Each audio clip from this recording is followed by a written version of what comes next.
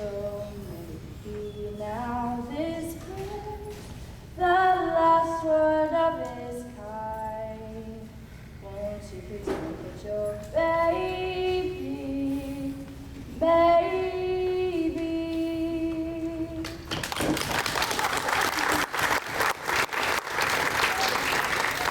Thank you, Annie. Yes, thank you, Annie. On America's favorite radio station, the Occident Hour of Smiles, I'm Bertie Healy with a moment of tears. Thank you, Bertie Healy.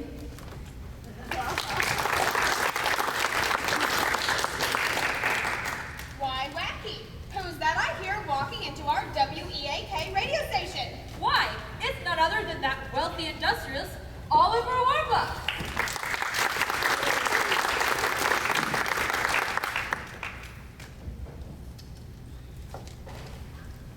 So, Oliver Warbucks, why are you here today? Yes, good evening, Bertie Healy. I'm here today to tell about my search for Annie's parents. She is an 11-year-old family who was left by her parents on the steps of New York Municipal Orphanage on the night of December 31st, 1922. And this search, isn't it nationwide and coast to coast? Yes, Bertie Healy. I am now conducting, yes, a coast-to-coast nationwide search for Annie's parents. Drop page. Furthermore, I'm offering a certified check for $50,000 to any persons who can prove they are Annie's parents. Wow. Wow, indeed. So, Annie's parents, if you're listening, write into Oliver Warbucks At my home, Bertie Healy, 987 Fifth Avenue, New York, New York. That's 987 Fifth Avenue, New York, New York. And I would also like to take this opportunity to thank the makers of all-new Occident toothpaste with Miracle L64 to fight bad breath for letting me appear here this evening. Did I just do a commercial? Grace, I've never endorsed a product Thank in you, my life. Oliver This is Warbucks!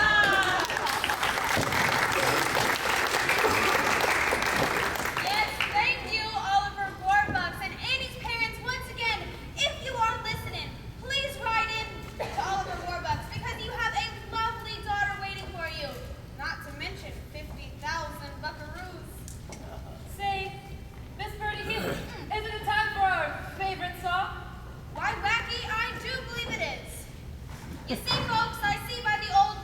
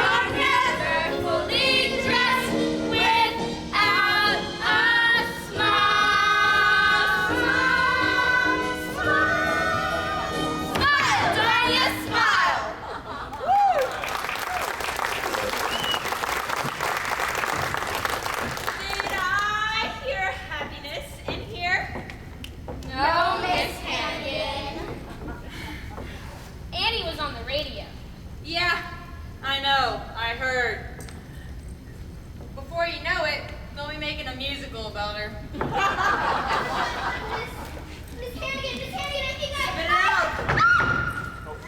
She never misses. Excuse us, ma'am. We knocked upstairs, but nobody answered. Are you the lady that runs this orphanage? Yeah? Oh, Ralph, I'm scared something could have happened to her. Oh, Shirley, it's gonna be all right.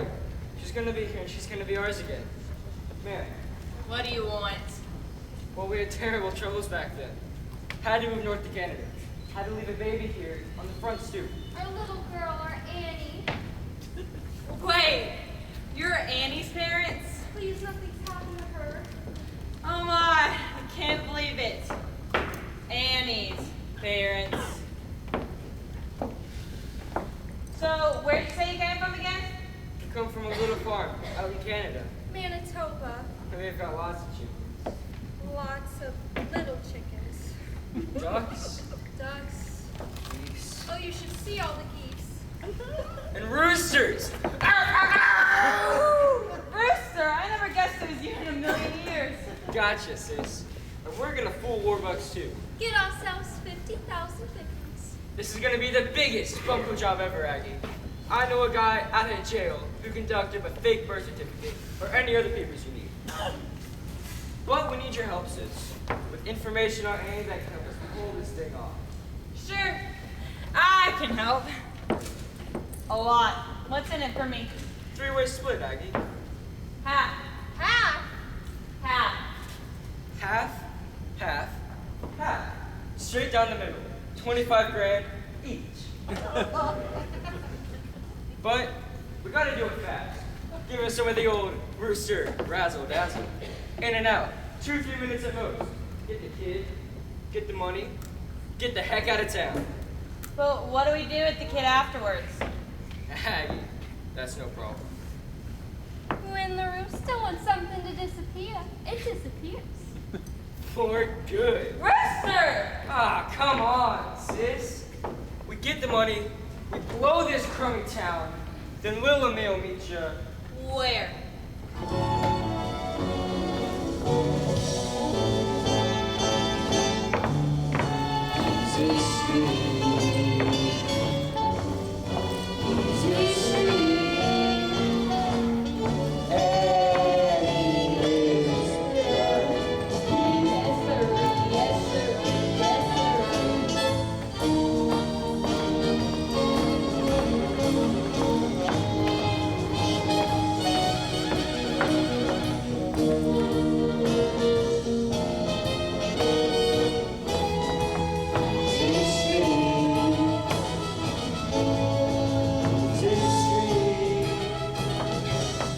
That's where we're gonna be.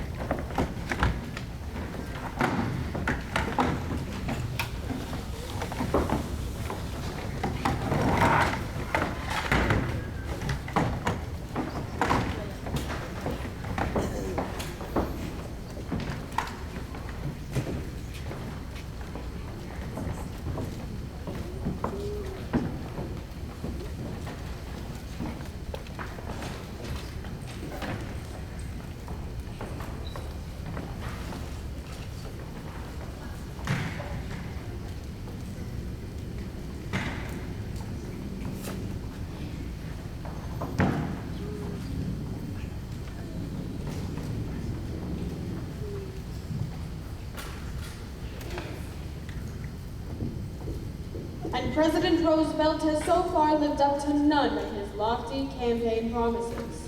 All we've had from Franklin Delano Roosevelt and his so-called brain trust is a great deal of high-flown talk and virtually no action. In a nation racked by poverty, misery, and unemployment, it's deeds we want from the White House, not words. In short, Mr. President, if you are listening, we have had enough of your fireside chats. Turn that off. Criticism, criticism, criticism. All we get is criticism. I know. It's awful. Did anyone read the Washington Post this morning? My friends, I tell you once again, the only thing we have to fear is fear itself. Franklin, the election's over and you already won. Every cloud has a silver lining. You're never fully dressed without a smile.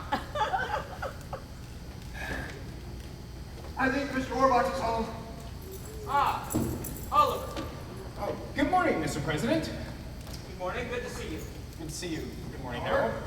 Oh, well, who is it we have here? Mr. President, this is my good friend Annie. Ah, Annie. She so wanted to meet you, I couldn't resist bringing her along, just to say hello. Of course, the little girl that sang so beautifully on the radio last night. How do you do, President Roosevelt? How do you do, Annie? You're as lovely as you sounded on the radio. Thank you, President Roosevelt. Now, Annie, if you'll just wait outside. No, Oliver. Let Annie stay. Having a child on hand will keep us on our best behavior. Thank you, Mr. President.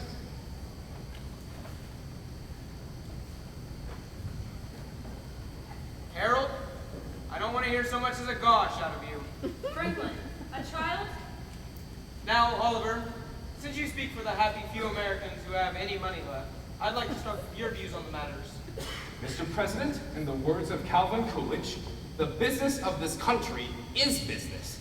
Yes, and for the good of you, the country, Wall Street, and me, we have to get my factories open and the workers back to work.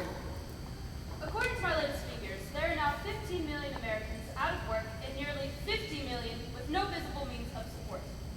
Mr. President, if I may say so, unemployment is not our worst problem. The dispatches from Germany are becoming more and more disturbing each day. There could be more. Germany? We got people starving to death here. Germany? Harold, I know that, but in the long run, we aren't. For people who are starving, there is no long run. The trouble is, it's all happening all at once. The stock market has taken another nosedive. There's sit-down strikes and riots everywhere, Mr. President. Floods and dust storms. And the FBI still hasn't caught Al Capone. Well, at least we're all agreed on one thing. The situation is hopeless and only getting worse. Harold, I'd like to see those figures. The sun will come out tomorrow. Bet you bought a dollar that tomorrow there'll be... Little girl. Harold? No, that's all right, Annie. What were you saying? That's all right, my dear. It's still a free country. The sun will come out tomorrow. Bet your bottom dollar that tomorrow there'll be sun. Just thinking about tomorrow clears away the cobwebs and the sorrow till this night. When I'm stuck with a day that's gray and lonely, I just stick up my chin and grin and say that the sun will come out tomorrow, so you gotta hang on till tomorrow.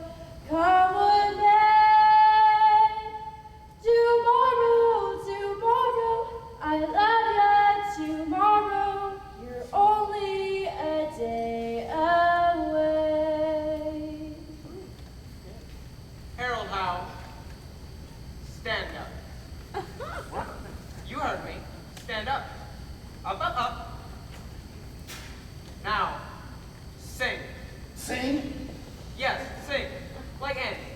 I've decided that if my administration is going to be anything, it's going to be optimistic about the future of this country. Mr. President, you know... Sing. The sun will come out tomorrow. Louder, Harold.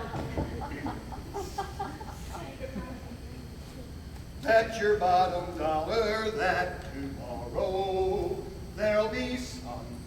Perkins. Just thinking about tomorrow clears away the cobwebs and the sorrow, till there's none. Solo for the president.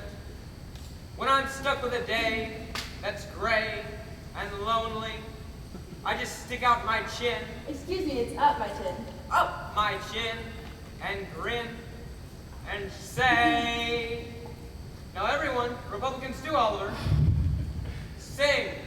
The sun will come out tomorrow, so you gotta hang on till tomorrow. Come what may.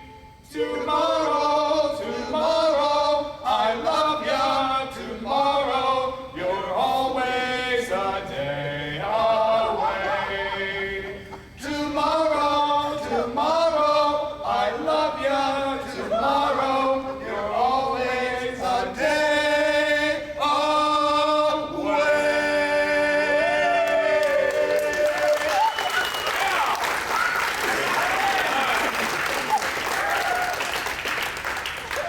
Errol.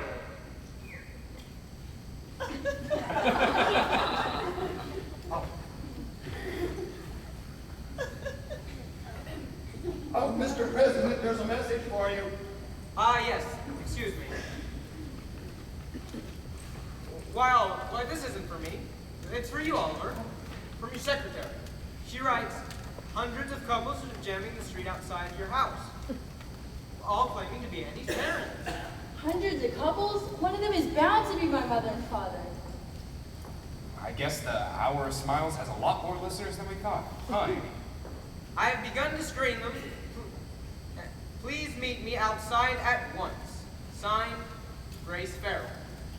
Well, Mr. President, if you don't mind, Annie. Goodbye, everybody. Bye, Annie. Andy. Thank you, Mr. President. No, thank you, Andy. You're the type of person a president should have around him. Bye, Harold. You know, Mr. President, what this country needs is 1,000 new programs and projects. Hydroelectric dams, Yeah, highways, yeah, new post office. yeah, and we can have the people build them to go back to work. And just, We could create 5 million new jobs in just 6 months. and think of this. All those people going back to work will come off relief because they get paychecks and ready with it, and they'll be paying taxes. So, We could create a country so strong that not even Chancellor Hitler could ever defeat us in a war. Mr. President, what this country needs is a whole new outlook. A new vision, a new approach, a new concept, A whole new direction, a new horizon, a new spirit. a new attitude. A new deal. My friend, I was right the first time. We have nothing to fear but fear itself. Tomorrow, tomorrow, I love ya. Tomorrow, you're only a day away. Harmony. Tomorrow, tomorrow, I love ya. Tomorrow, you're only a day away.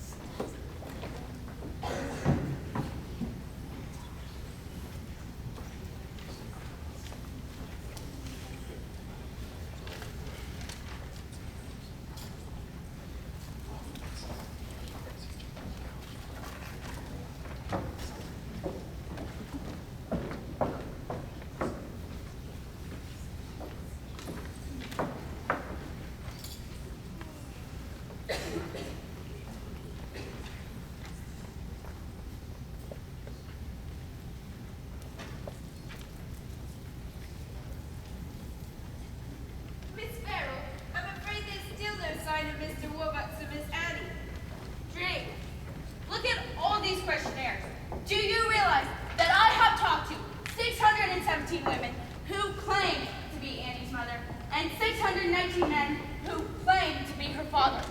That makes 1,236. They're all liars, Drake. Who knew we had so many liars in the island of Manhattan? Some of them were from the Bronx, miss. Grace, we're back. Where are they, Miss Farrell? Where are all the people? They're gone, dear. Come and gone. I'm sorry, but they were all liars and fakes after nothing but $50,000. Are you certain? Yes, sir. None of them knew about the locket. I'm so sorry. That's okay. I mean, gee, you did the best you could. If you can't find my mother and father, nobody can.